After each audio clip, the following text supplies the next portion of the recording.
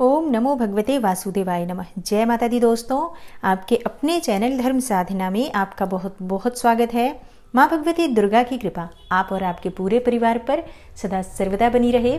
दोस्तों, माघ का महीना भगवान श्री हरि विष्णु को समर्पित है। इस महीने में भगवान श्री हरि विष्णु की पूजा करने से, मंत्र जप करने से, गंगा नदी में स्नान करने से और दान देने से बहुत अधिक पुण्य फल की प्राप्ति होती है। भगवान श्री हरि विष्णु की असीम कृपा प्राप्त होती है। माघ के महीने में लोग कल्पवास करते हैं।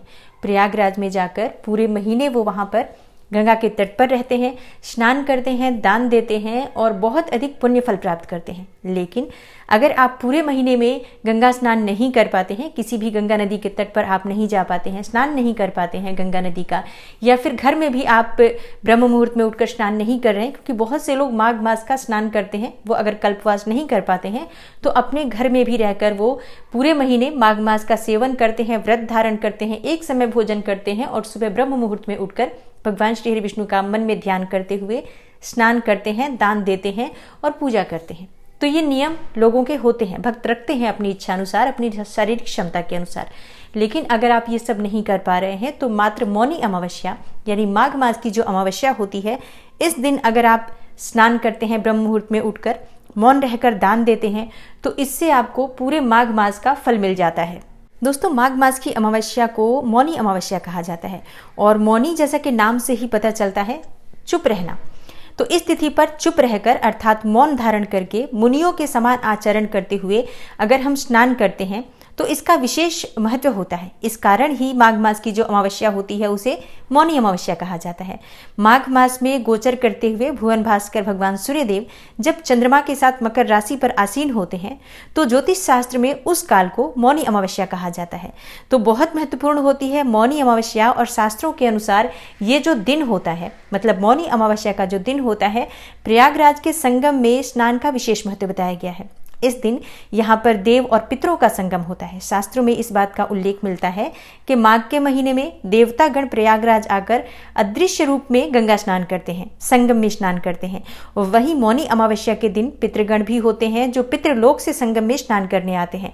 तो इस तरह से देवता और पितरों का इस दिन संगम हो जाता है। तो इसलिए बहुत से लोग माघ मास में कल्पवास करने जाते हैं ताकि देवताओं के साथ उन्हें भी स्नान का मौका मिले और क्या पता किस भेष में नारायण मिल जाए, ये मन में धारणा करते हुए लोग स्नान करते हैं, कल्पवास करते हैं। इस दिन जो जप किया जाता है मंत्रों का या तप किया जाता है, अगर आप ध्यान करते हैं, साधना करते हैं, गंगा नदी में स्नान करते हैं या अपने घर में भी ब्रह्म मुहूर्त में उठकर गंगा स्नान के समान गंगा जल मिलाकर जल से स्नान करते हैं, दान देते हैं, यज्ञ करते हैं, हवन करते हैं, तो इसका फल कई गुना होकर प्राप्त होता है। तो इस दिन मौन रखना, गंगा स्नान करना बहुत ही श्रेष्ठ माना गया है। इसके साथ ही दान भी मौन रहकर ही करना होता है। तो बहुत महत्वपूर्ण होती है माघ मास की मौनी अमावस्या।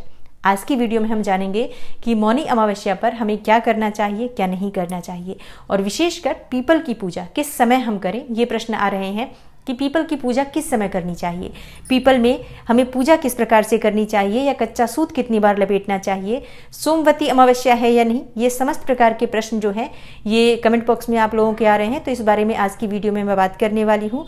और आज हम जानेंगे कि माँ लक्ष्मी की कृपा पाने के लिए आज विशेष क्या करना चाहिए।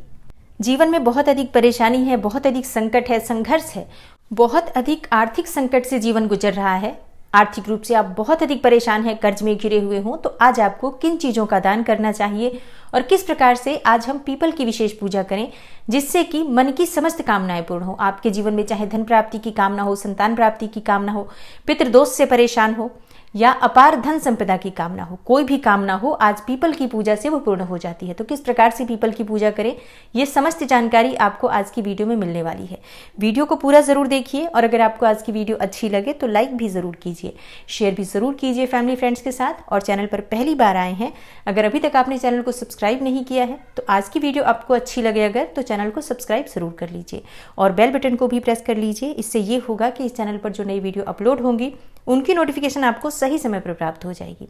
तो सबसे पहले जान लेते हैं कि अमावस्या तिथि कब प्रारंभ हो रही है, कब समाप्त हो रही है और अमावस्या किस दिन की मान्य होगी। देखिए, इससे पहले भी मैंने एक वीडियो आप लोगों को दी हुई है कि अमावस्या कब है, क्योंकि बहुत से लोगों के संशय थे कि सोमवती अमावस्या है, तो इस बारे में वीडियो पहले ही मैं दे चुकी हूँ। फिर भी आज बता देती हूँ मैं आपको कि अमावस्या तिथि प्रारंभ और समाप्त होने का समय, और फिर आपके संशय भी दूर कर देती हूँ।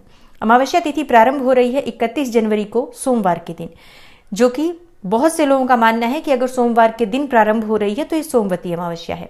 लेकिन अमावस्या तिथि प्रारंभ जरूर हो रही है सोमवार के दिन 2:18 पर मध्याह्न काल में, जो कि किसी भी तरह से मध्याह्नकालीन अमावस्या आपके लिए ना तो आप सोमवती अमावस्या की तरह इसमें व्रत धारण कर सकते हैं, ना ही पीपल की फेरी या भांवर जो भी आप करते हैं, परिक्रमा लगाते हैं, वो भी नहीं की जा सकती है, क्योंकि ये सभी चीजें हम सुबह करते हैं। जब सोमवती अमावस्या होती है, हम प्रातःकाल उठते हैं, स्नान इत्यादि करते हैं, व्रत धारण करना होता है जिन्हें, वो वक्त व्रत धारण करते हैं, पीपल की परिक्रमा करते हैं।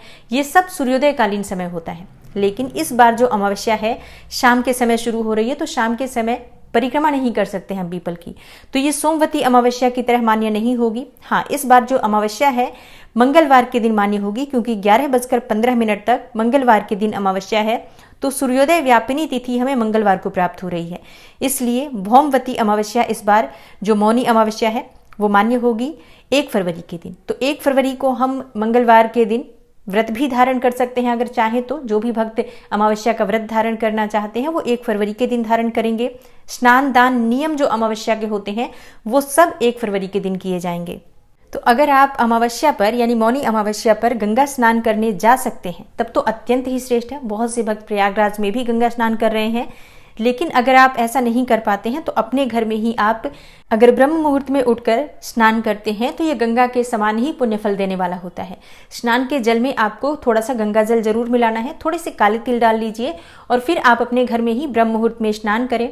मौन रहकर स्नान करना है आज। देखिए, हमेशा हम जो स्नान करते हैं, प्रतिदिन का जो स्नान होता है, शास्त्रों के अनुसार कभी भी मौन रहकर स्नान नहीं करना चाहिए। यानी कि जब हम स्नान करते हैं कुछ न कुछ मंत्रोच्चारण करते रहना चाहिए, गंगा आदि नदियों का नाम लेते रहना चाहिए। लेकिन आज के दिन यानी मौनी अमावस्या पर जो हम स्नान करते हैं तो इसमें मौन रहकर ही हमें स्नान करना चाहिए। मंत्रोच्चारण भी अगर आप करना चाहते हैं तो मानसिक रूप से करेंगे, यानी कि ना तो आपकी जीभ हिलनी चाहिए ना ही आपके होंठ हिलने चाहिए। बिल्कुल मानसिक रूप से आप मंत्र जप करते हुए स्नान कर सकते हैं और इसी का फल हमें बहुत अधिक प्राप्त होता है अगर मौनी अमावस्या पर हम मौन रहकर मानसिक रूप से मंत्रोच्चारण करते हुए स्नान करते हैं। तो इसके बाद जब आप दान करते हैं, स्नान इत्यादि करने के बाद आप अपने घर की पूजा करेंगे, भगवान श्री विष्णु की पूजा करें या जो भी आपके इष्ट देव हैं उनकी आराधना करें, सूर्य देव को जल अर्पित करें। जब हम सूर्य देव को जल अर्पित करेंगे उसमें भी थोड़े से काले तिल डालकर ही आप जल अर्पित करेंगे। आज काले तिल का विशेष महत्व होता है। स्नान के जल में भी काले तिल मिलाने चाहिए। दान करते समय भी आपको काले तिल का दान करना चाहिए। काले तिल से बने हुए लड्डू का दान कर सकते हैं, मिठाई का दान कर सकते हैं।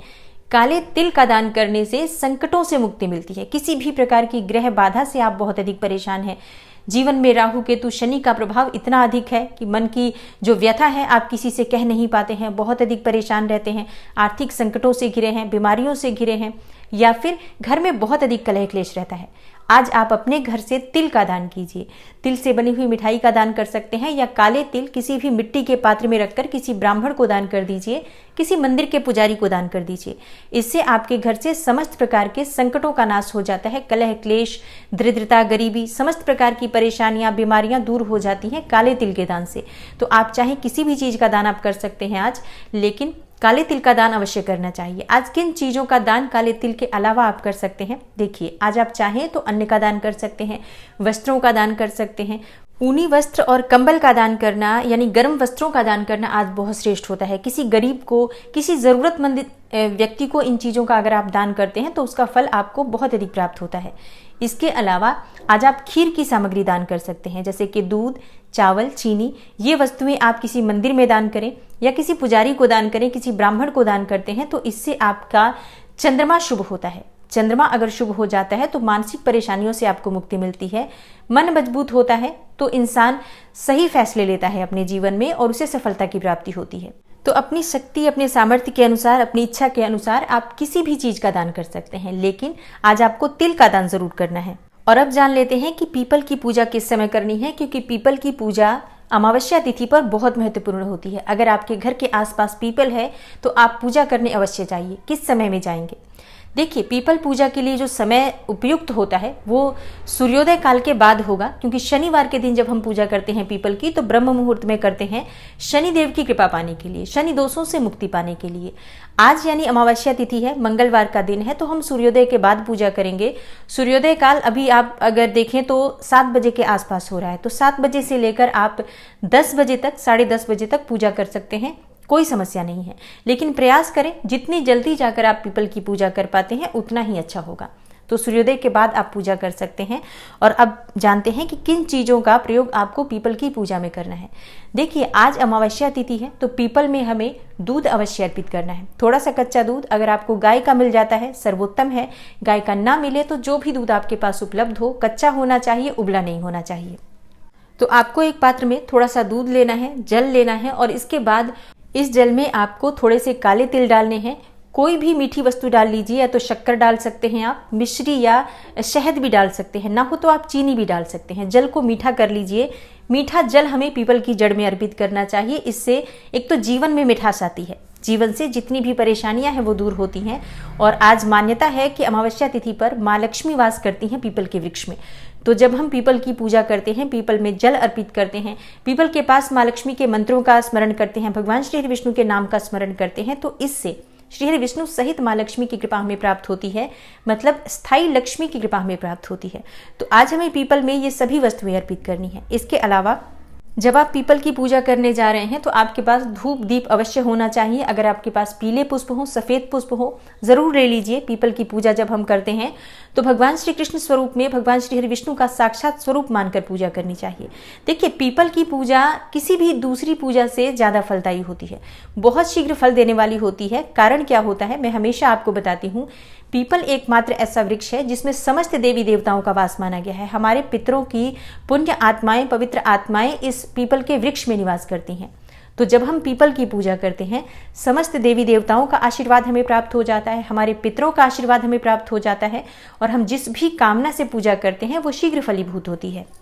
इसलिए जब जीवन में बहुत अधिक परेशानी हो और कोई रास्ता आपको न दिखाई दे रहा हो, किसी भी तरह की परेशानी आपकी हो, मान लीजिए धन की प्राप्ति की कामना है, संतान प्राप्ति की कामना है, कर्ज से फंसे हुए हो, विवाह में बहुत अधिक देरी हो रही हो, या कोई भी और परेशानी हो, अगर आप पीपल आपके घर के आसपास है तो तुरंत आप पूजा प्रारंभ कर दीजिए पीपल की। तो बहुत शीघ्र आपको आपकी परेशानियों से मुक्ति मिल जाती है।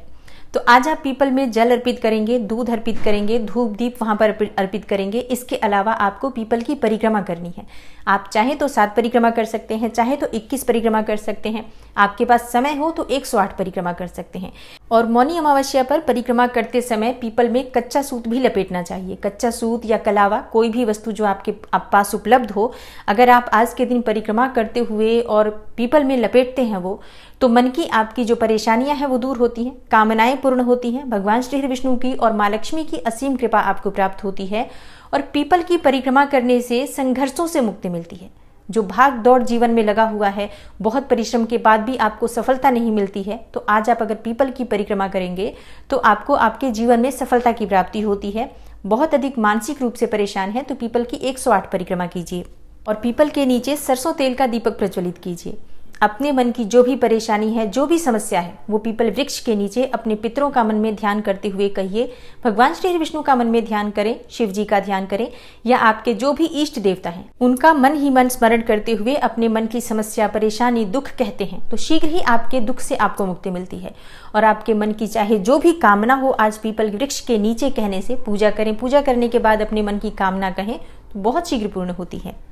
और अगर आप आर्थिक रूप से बहुत अधिक परेशान हैं, धन के अभाव में हैं, कर्ज से घिरे हुए हैं, तो आज आपको चाहिए कि पीपल की पूजा करते समय भगवान श्री हरि विष्णु और माँ लक्ष्मी का ध्यान मन में करें और ओम लक्ष्मी नारायणाय नमः, ओम लक्ष्मी नारायणाय नमः इस मंत्र का 108 बार जप करें। या अगर आपके पास समय हो तो पीपल वृक्ष के नीचे बैठकर जितना अधिक से अधिक हो सके इस मंत्र का जाप करें।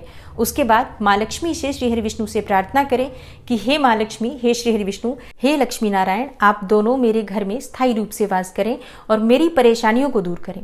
आप आज अगर इस प्रार्थना को करते हुए माँ लक्ष्मी से और श्री हरि विष्णु से अपने मन की कामना कहते हैं तो शीघ्र ही आपके जीवन में जो आर्थिक समस्याएं हैं उससे आपको मुक्ति मिलती है। दोस्तों बहुत महत्वपूर्ण होती है मौनी अमावस्या। शास्त्रों में इसके बारे में इतना अधिक महत्व बताया गया है कि इस दिन आपके मन की चाहे जो भी परेशानी हो, आज अगर आप मौन धारण करते हुए मन में भगवान श्री विष्णु का, माँ लक्ष्मी का ध्यान करते हुए अपने मन की कामना कहते हैं, मंत्र जप करते हैं, तो उससे आपके मन की समस्त कामनाएं पूर्ण होती हैं और समस्त प्रकार के पापों से मुक्ति मिल जाती है। तो आज आप मौनी अमावस्या पर अधिक से अधिक मौन रहें, कम से कम बोलें, और जब आप बोलते हैं ध्यान रखें किसी पर भी क्रोध ना करें, किसी को भी अपशब्द ना कहें, किसी की निंदा ना करें, किसी की चुगली ना करें। मतलब आज अगर आप बोलते हैं तो मंत्रों का उच्चारण करें, शुभ बोलें, अच्छी बात कहें, किसी के भी बारे में बुरे विचार मन में ना लेकर आएं। इससे आपके जीवन की जो परेशानियां हैं वो शीघ्र ही दूर होंगी। आज के दिन का संपूर्ण लाभ आपको प्राप्त होगा। तो आशा करती हूँ आज की वीडियो से आपको लाभ अवश्य होगा। मौनी अमावस्या से संबंधित ये जानकारी अगर आपको अच्छी लगी हो तो वीडियो को लाइक करें, ज़्यादा से ज़्यादा शेयर करें, और अगर आप चैनल पर पहली बार आए हैं, अभी तक आपने चैनल को सब्सक्राइब नहीं किया है, तो आज की वीडियो अगर आपको अच्छी लगी हो तो चैनल को सब्सक्राइब जरूर कर लीजिए। बेल बटन को भी प्रेस कर लीजिए। इससे ये होगा कि इस चैनल पर जो नई वीडियो अपलोड होंगी उसकी नोटिफिकेशन आपको सही समय पर प्राप्त हो जाएगी। मैं मिलती हूँ आपसे अगली वीडियो में, तब तक के लिए नमस्कार।